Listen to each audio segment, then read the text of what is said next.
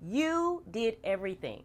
Everything you were told to do. You went to school, you got the degree, you worked hard, and you landed the job. The one that allows you to earn six figures. But something still feels off. You don't feel richer, you don't feel secure, and you don't feel like you're building real wealth. And why is that? Because there is a missing piece, and it's a piece that no one told you about.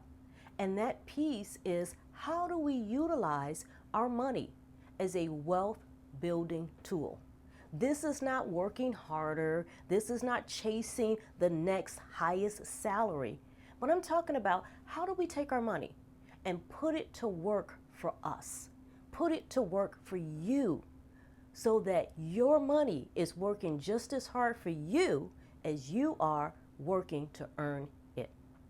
If that sounds like you, I want you to stay tuned. Hey there, ladies. I am Renee Collins, CPA, financial planner, and recently I became an accredited financial counselor. My goal in my company, Retire Ready, is to empower first-generation wealth-building women professionals to save more, invest smart, and to leave a legacy, not a liability. In today's video, I am going to be talking about 3 mistakes that I see high-earning women make. Let's get started. Mistake number 1 is saving too much. Now you may be asking, is there such a thing? Actually, it can be. There is a place for saving in your financial plan.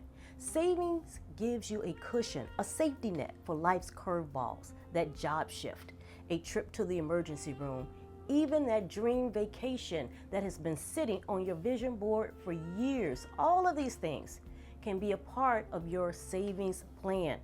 Savings is essential for your short-term goals, but if you want to build wealth, you have to invest, because lasting wealth, you don't get that just by stacking dollars in a savings account. When it comes to building wealth, you have options, many options. You can invest in real estate, you can create a business, you can invest in the stock market. But the key is, do your research, find your comfort zone, and then take the first step. Everybody starts in the unknown, but those who build wealth, they take that step toward the known, and they do it one move at a time. And guess what? You can do it too. Mistake number 2 is letting fear keep you on the sidelines. I remember having a conversation with a lady who was in her 60s. She had never invested. And instead of being afraid of the market, now she was afraid of running out of money in her retirement. If you are having the same fear, if you're fearing investing, you're not alone. What that means is that you are a human being. Fear of investing is real. Your brain is doing exactly what it was designed to do, and that is to protect you. There's this part of our brain that is called the amygdala, and it is constantly scanning the environment for threats. It's the reason that we avoid going down a dark alley. It's the reason that we make sure, double check, to ensure that the stove is turned off. And it is also the reason that we hesitate before we hit that invest now button. Our brain does not like uncertainty. It doesn't like loss. And so when it thinks about the stock market, or it thinks about building wealth, it equates that with danger, with loss. There's even a term for this in behavioral economics, and it's called loss aversion. Loss aversion is a behavioral bias where the pain of losing something, like money, is psychologically twice as powerful as the pleasure of gaining it. In fact, research shows that people will go to great lengths to avoid losing $100, even if it means that they're passing up the chance to earn $200. So what is happening? What dialogue is happening in our brain when it comes to investing? It's like our brain is having this conversation like, wait, stop, what's going on here? Is this safe? Let's just hold off. This looks like danger. Abort the mission. That voice that you hear, that is your brain doing its job. And here's the truth. If you have never been exposed to investing, especially if you are a first-generation wealth builder, your brain does not have a reference point. A reference point is just a benchmark, a mental benchmark. It's a past experience that your brain can pull from to help you make decisions. If no one in your family has ever talked about stocks or bonds or mutual funds or compound interest, if you've never seen anyone navigate a stock market downturn and come out okay on the other side, then your brain has no internal proof that this is safe or that this is even possible. So what does it do? It defaults to caution, and that is okay. But the question is, how do we calm that voice in our head?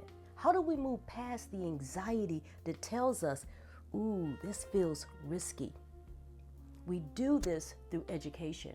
We do this through seeing the bigger picture. First, let's acknowledge the fear. Fear isn't weakness. Fear is an emotion. It's information. It's not a flaw. It is a signal. It's just your brain's way of protecting you.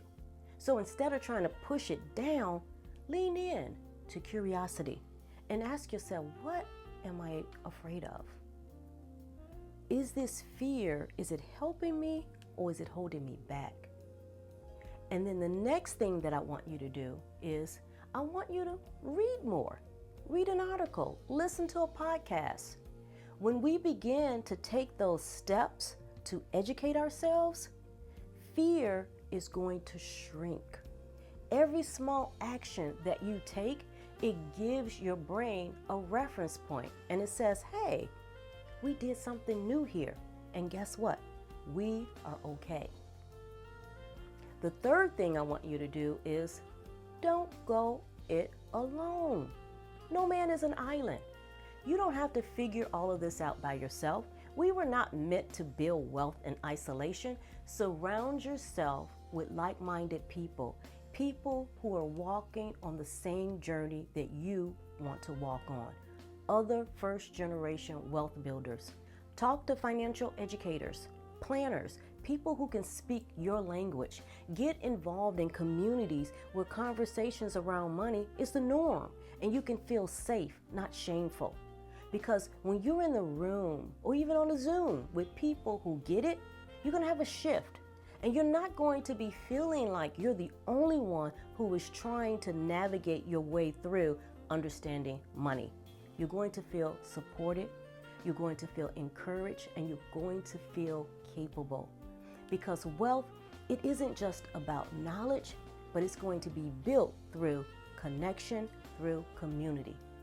So don't ignore the fear, acknowledge it, lean into it, and then educate it. Because yes, fear can protect you, but it can also keep you from building wealth. Let's talk about mistake number 3, and that is not having a long-term plan. Why is a plan important? A plan is not just helpful, but honestly, it's essential. And here's something that we don't talk about enough. Having a high income is helpful. You need to have income in order to build wealth. It's a great foundation. But if you want to build real wealth, it's not necessarily about how much you make, but how much you keep. You've heard this before. So the question then is, what should we be doing with our money? That is where having a plan comes in, because a plan is going to give you clarity. It's going to help you understand what really matters to you. What are your goals? And what is the roadmap to help you get there? Neuroscience tells us that our brains crave certainty. It makes us feel safe, grounded, and in control. Because when we can have a sense of certainty, we feel like we have agency. Agency is the ability to shape our lives, make decisions with confidence, and to move forward with a purpose. When you have a long-term financial plan, you're not just making better money moves, but you're also calming your nervous system. You're telling your brain, hey, we got this. We're not drifting, but we're directing. When you have a plan, you have awareness over your money. So you can spend with intention rather than impulse. You are aligning your money with what matters most to you. And that will help you gain a sense of contentment. Wealth isn't just about numbers. Building wealth, is about having a peace of mind. And that starts with a plan. So here is what I want you to remember. You are doing the right thing. You got the degree, you built the career, you're making good money. But now it is time to make that money work for you. High income alone doesn't build wealth, but intentionality, that does. And you deserve more than just a paycheck. You deserve to have a peace of mind, you deserve to have confidence, and you deserve to have a life that is designed on your own terms. So if you're ready for a more personalized support, feel free to book a free consultation with our company. And let's talk about it. Let's talk about where you are and where you want to go, and then how do we bridge that gap in order to help you get there. You got this. You built the income. Now it is time for you to build your wealth. That's it, guys. I will see you again next week. Take care.